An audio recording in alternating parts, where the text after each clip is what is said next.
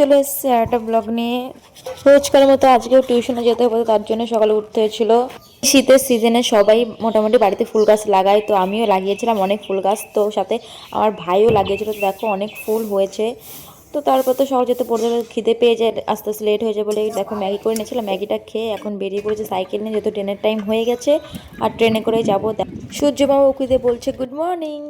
স্টেশনে চলে এসেছে, সাথে ছিল আমার একটা দাদা, দাদা ওরফ বন্ধু। তো ওর সাথে গল্প করতে করতে যাচ্ছিলাম, আর আমাদের গল্পের টপিক ছিল স্যামসাং নাকি আইফোন। তো তোমার কোনটা ভালো লাগে অবশ্যই কমেন্ট করো। আমার তো স্যামসাংই ভালো লাগে, আইফোন অবশ্যই আইফোনের জায়গা ওটা আলাদা ব্যাপার। রাত পড়লে তো সরস্বতী পুজো, তারই তোড়জোড় চলছে, তো পড়তে চলে এসেছি। আর পড়া শেষে সামনে ছিল সাহাপাড়া স্কুল, তো ওই স্কুলে যাচ্ছিলাম যে দেখি কেমন প্যান্ডেল কি করেছে না করেছে। তো ফ্রেন্ডরা মিলে আমাকে নিয়ে যাচ্ছিল, যেহেতু আমি কোনোদিন যাইনি ওই স্কুলটাই, ফার্স্ট টাইম যাচ্ছিলাম।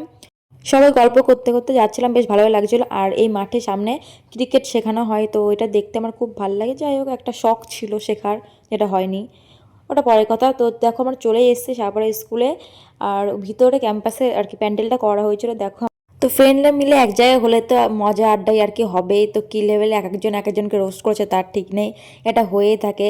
তো এখানে এক একজন এক এক টাইপ, আর এই ছিল সব থেকে ফানি যে সবসময় আমাদেরকে হাসায়।